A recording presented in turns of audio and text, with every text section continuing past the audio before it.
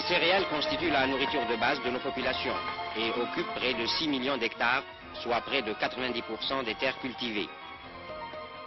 Lors de la campagne 1969-1970, la production nationale se présente comme suit.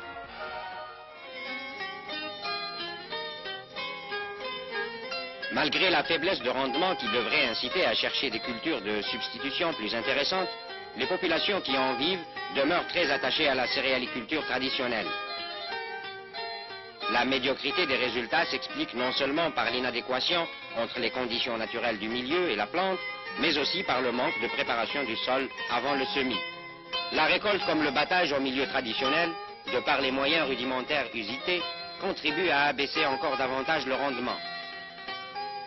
Par ailleurs, on utilise pratiquement peu les semences sélectionnées, qui permettraient pourtant une sensible amélioration. L'impossibilité d'étendre les superficies céréalières est motivée par l'existence d'autres cultures, telles que le vignoble ou l'arboriculture fruitière, d'une part, et par la diversité physique du relief et des conditions écologiques du pays, d'autre part.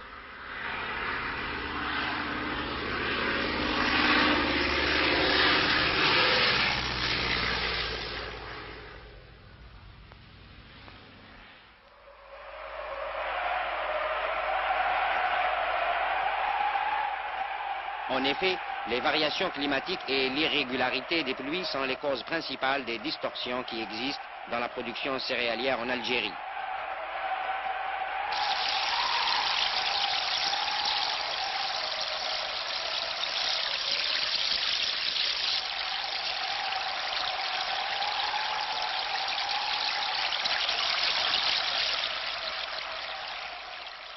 La répartition et la hauteur des chutes pluviométriques hivernales et surtout printanières déterminent les rendements.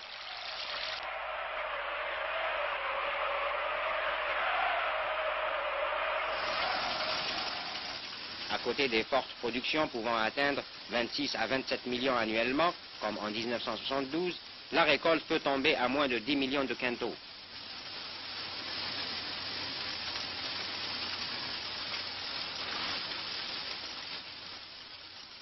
La moyenne annuelle de production a été de 18 millions et demi de quintaux pour la décade 1961-1971.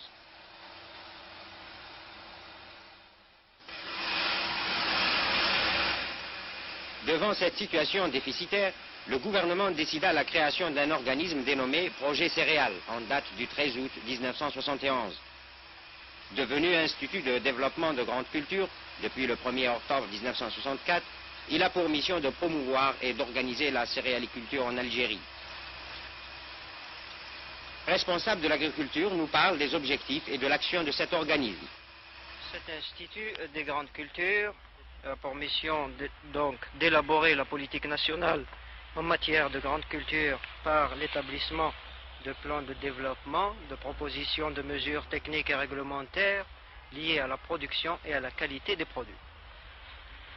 L'objectif prioritaire de la céréaliculture est l'augmentation de la production sans accroître la surface actuellement cultivable. Dans ce but, un programme de recherche intensif a été orienté de manière à pourvoir la production de variétés possédant un potentiel de rendement élevé et résoudre par là même le problème de l'augmentation quantitative des produits céréaliers. Il s'agit donc de créer une base de travail par l'introduction de l'extérieur de gènes nécessaires à la fabrication de variétés ou génotypes possédant les caractères que nous recherchons, c'est-à-dire résistance aux différentes maladies qui sévissent dans nos régions, rouille, septoriose, etc., précocité, paille courte. Ces différentes facultés assemblées permettent la création d'une variété capable de s'adapter aux conditions écologiques du pays. La méthode d'amélioration et de création d'une nouvelle variété que nous utilisons est l'hybridation. C'est le croisement de variétés existantes et qui ont la possibilité de transmettre les caractères recherchés. Les hybridations ont pour objet d'améliorer la variété locale d'une part, par l'insertion de gènes nouveaux, d'autre part, d'ajuster un génotype à potentiel élevé aux conditions locales, ou de créer de toutes pièces une variété à partir de germoplasmes exotiques par des croisements multiples. Parallèlement à ces travaux, se font des travaux d'analyse technologique.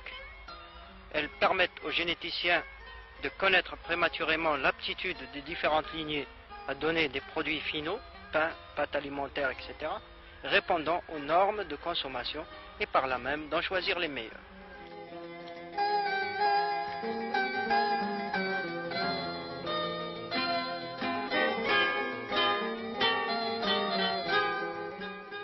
Au sein de laboratoires spécialisés dont sont dotées toutes les stations expérimentales de l'Institut, des techniciens déterminent les critères d'homogénéité, de résistance et de vigueur des génotypes.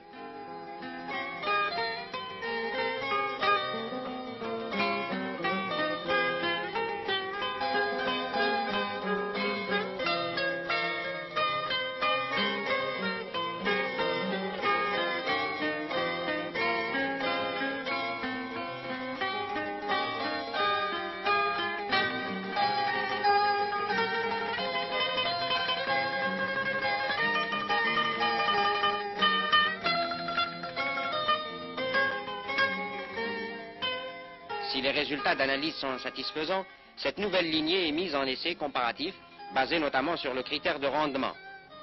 Celui-ci durera 3 années.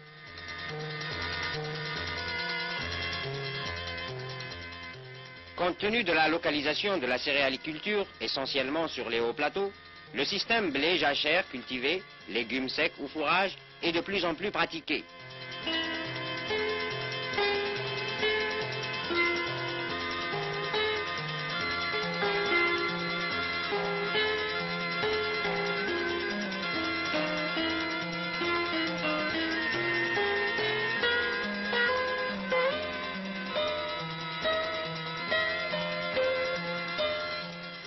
La politique céréalière poursuivie par l'Institut de grande culture tend surtout à l'accroissement des rendements par le doublement de la production en 1980.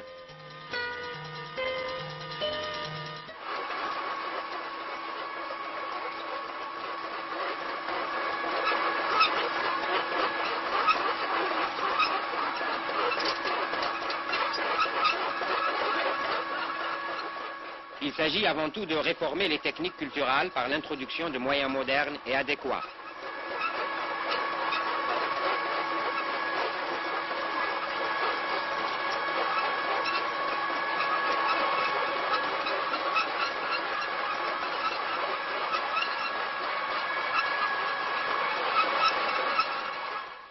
Le type même d'équipement répondant à cette nécessité est l'équipement de préparation du sol, pour lequel on s'efforce de réaliser un lit idéal de semences, et ce grâce à des organes particulièrement bien adaptés.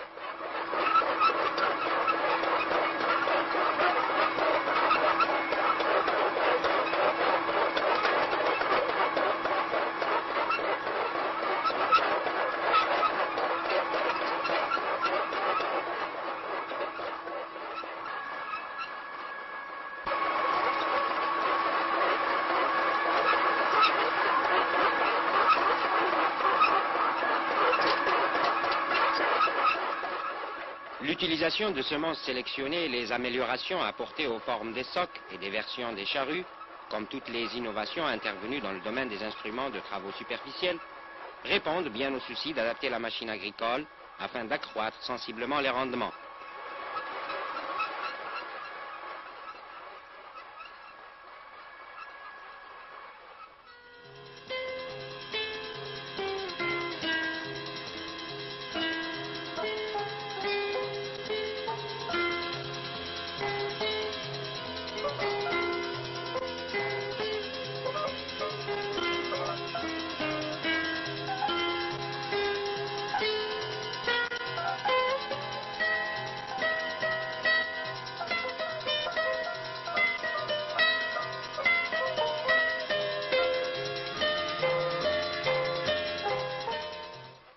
L'utilisation d'une fertilisation azotée et phosphatée doit être opérée d'une manière rationnelle et équilibrée.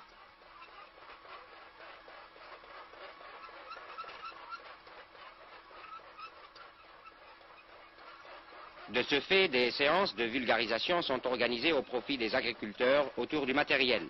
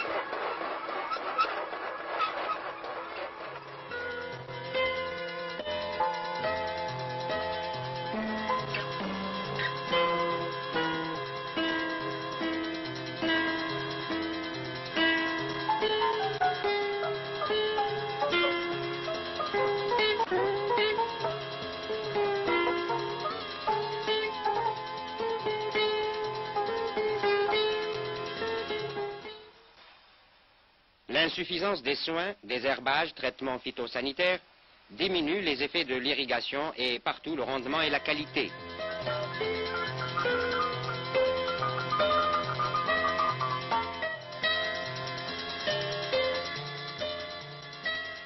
De grands efforts ont été déployés en vue de lutter contre les maladies et les prédateurs.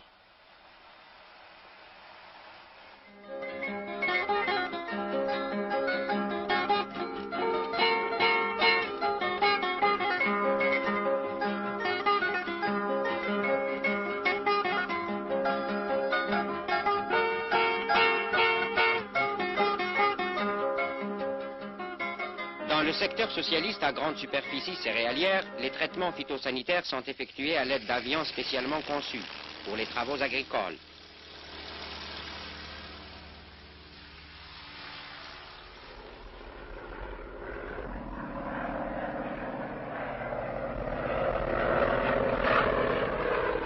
Ailleurs, dans les petites exploitations, les traitements mécaniques doivent être généralisés.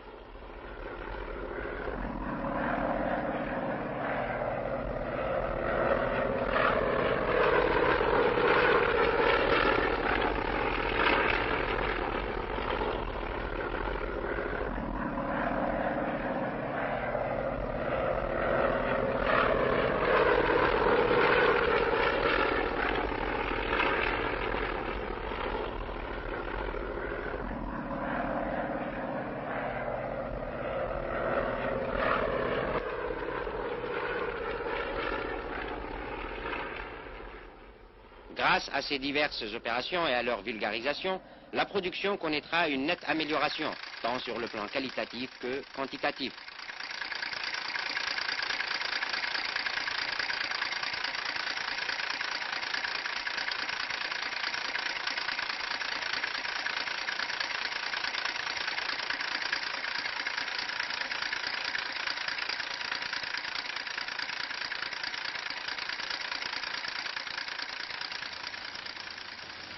L'intensification de la céréaliculture est liée d'une part à la diffusion de variétés à haut rendement et d'autre part à la mécanisation agricole.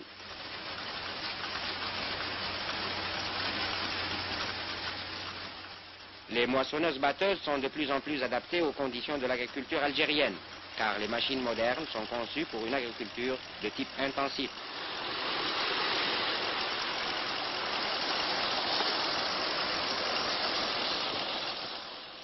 La mécanisation de la récolte de céréales assure aussi l'amélioration de la production et de la productivité.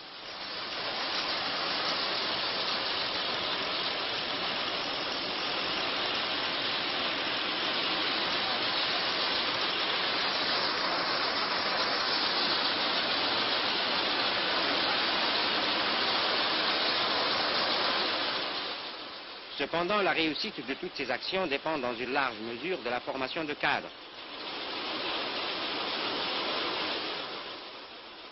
Dans ce contexte, des stages de formation et de recyclage sont périodiquement ouverts à des jeunes techniciens, tandis que des séances de vulgarisation et démonstration sont organisées par les directions de wilaya de l'agriculture en collaboration avec des experts de l'Institut de grande culture.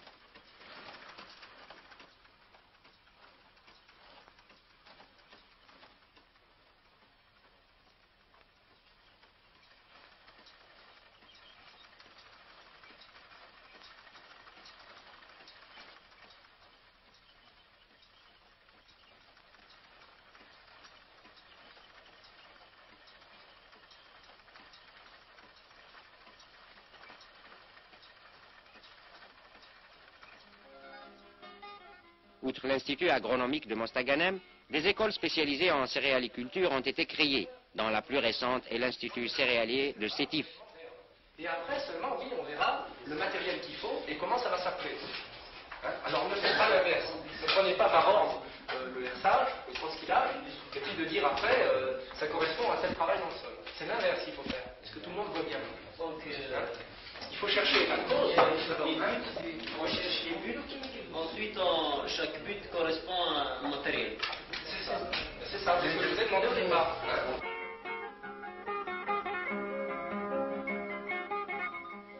Par son vaste programme d'organisation et de promotion, l'Institut de développement de grande culture contribue efficacement à l'accroissement et à l'amélioration des produits céréaliers en Algérie.